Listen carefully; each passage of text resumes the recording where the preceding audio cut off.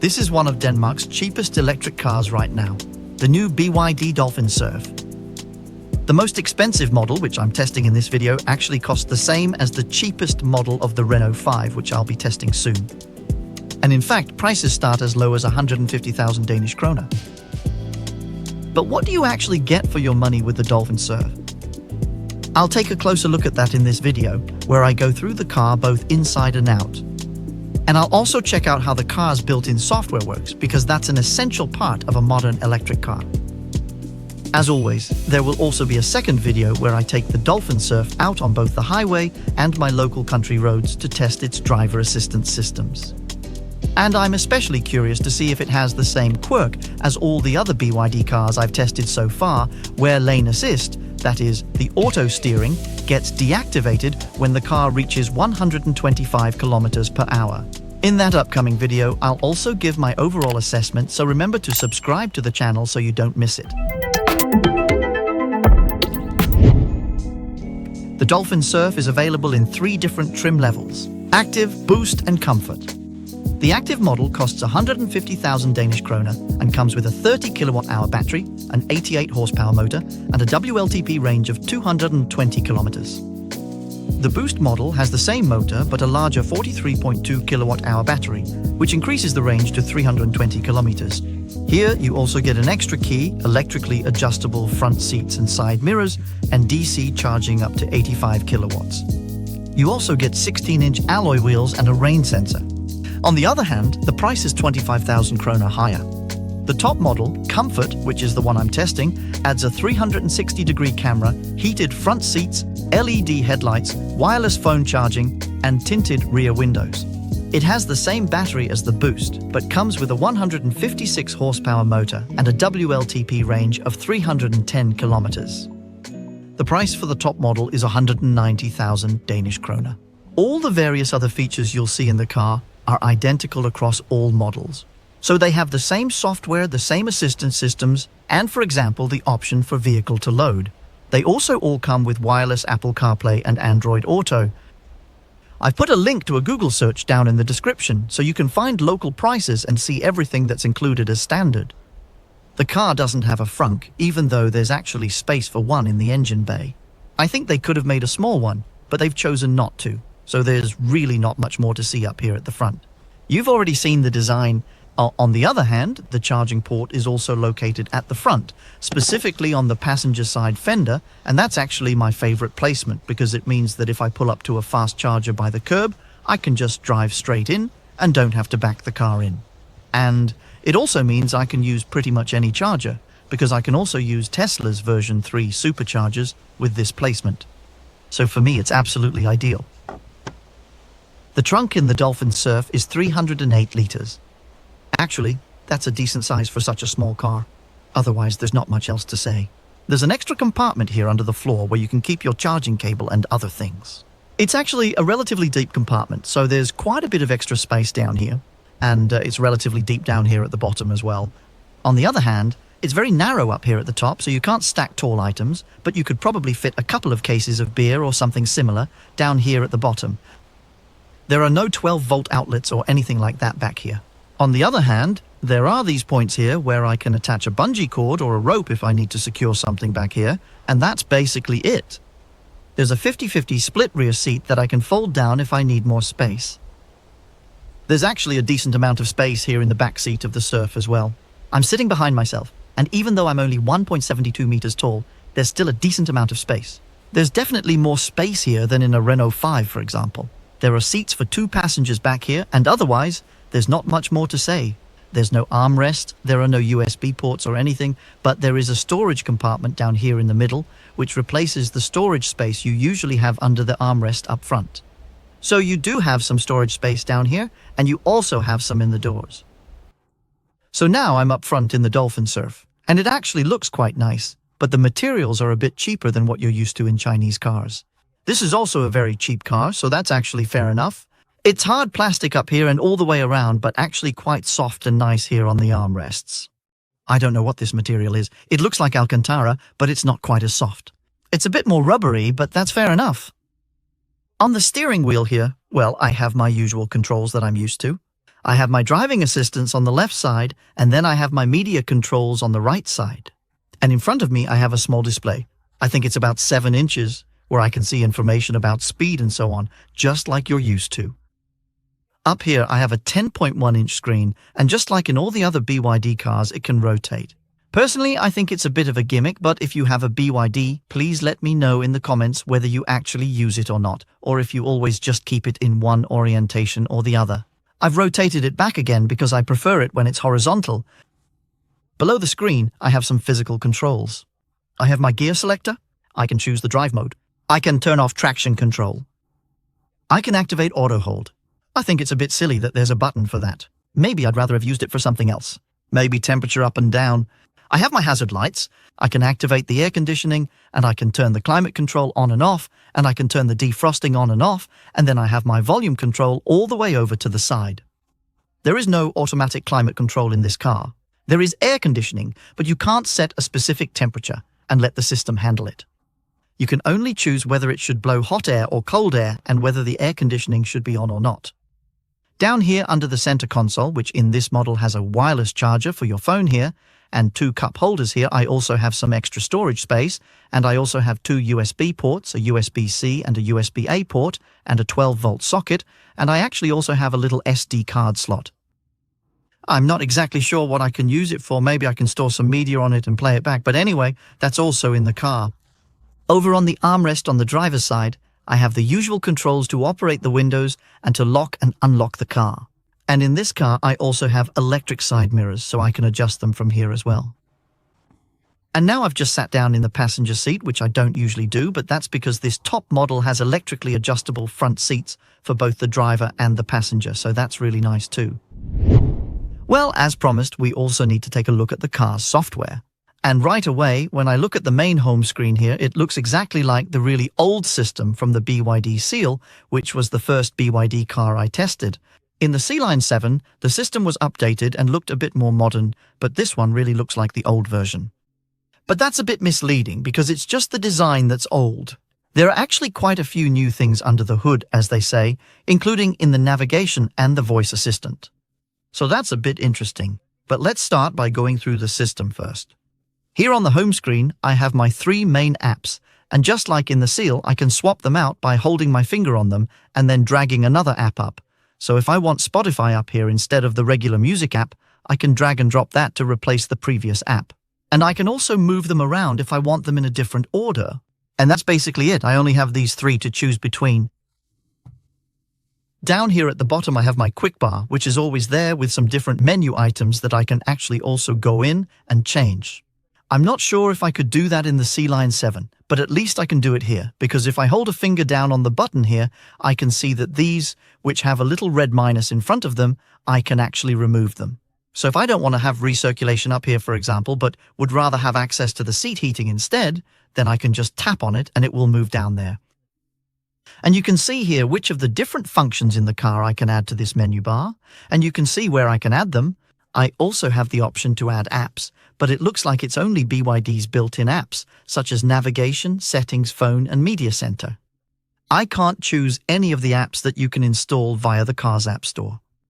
So I can't put those down here, but it's still really nice that I have the option to customize the quick bar down here at the bottom so I can have easier access to what I want. I really like that. If I swipe to the side here, I have the rest of my apps, so all the apps that are installed. There's BYD Assistant, and I'll get back to that in a moment. Then, of course, there's the phone app, the navigation, and I'll get back to that as well. Then there's Spotify, which you can install. There's Android Auto and Apple CarPlay, and both of them are wireless. I have my media center, and if I tap into it, I can, for example, see that I have the option for local media, which is currently empty.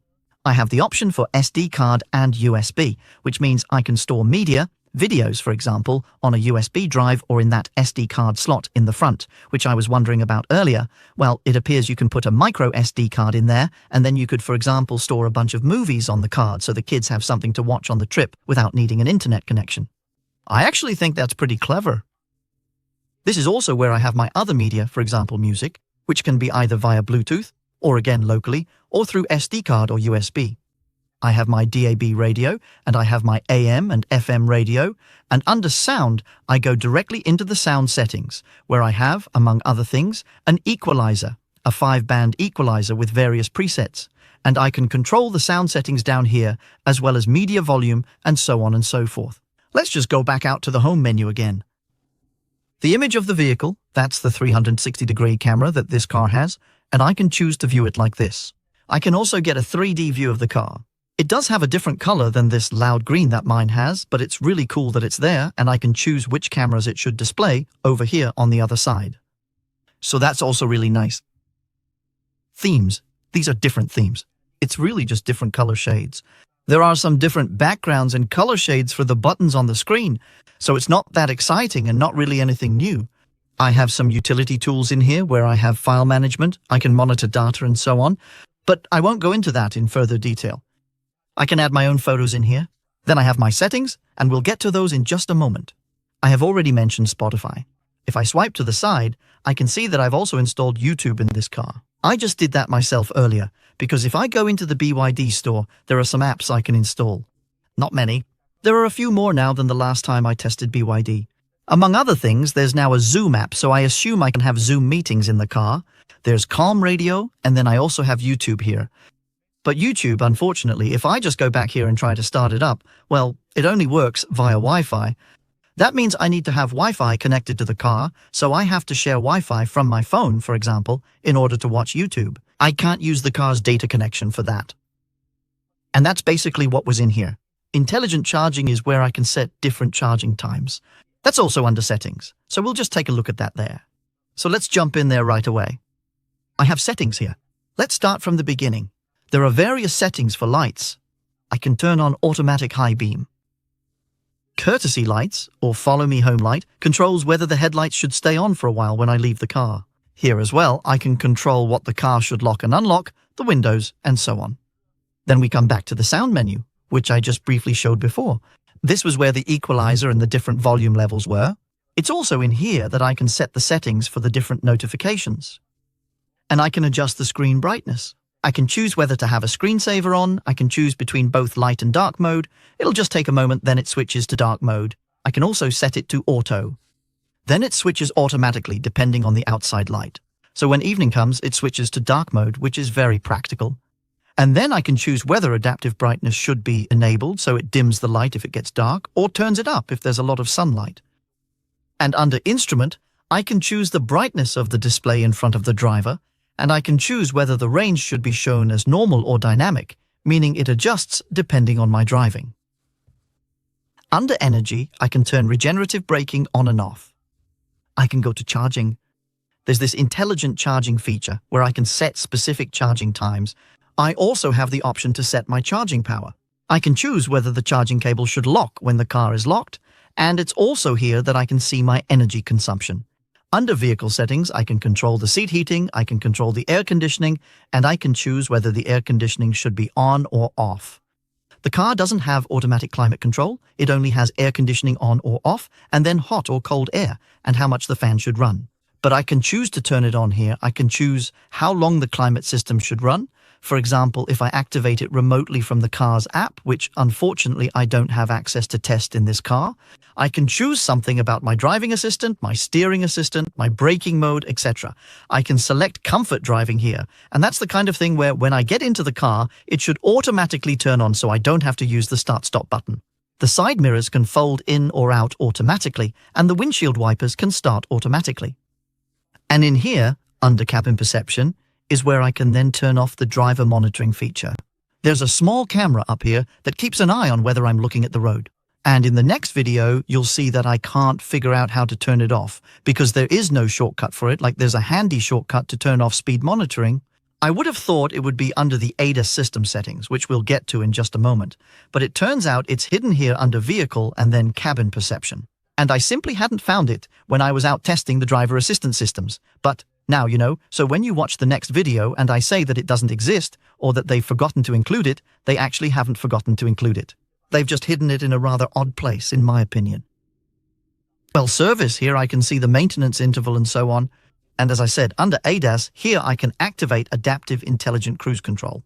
I can set various settings for the safety assistant, and this is also where I can choose whether it should warn me if I exceed the speed limits. I should also be able to get a tone here if the speed limits change, but again, as you'll see in the next video, it simply doesn't work at the moment. There just isn't any tone, which is a bit annoying. Under parking assistance, well, it's really just the parking sensor that I can turn on and off. I would have thought that under the safety assistant, this would also be where the driver monitoring was, but it was actually hidden somewhere else. Under System is where I find information about various other system settings. I can turn Bluetooth, VLAN, etc. on and off. Under General, I can set language settings and clocks, etc. And then here under Version, I can check for updates, and I can also go into Overview. Here it's apparently called Details about the version. So here you can see which version is in this car.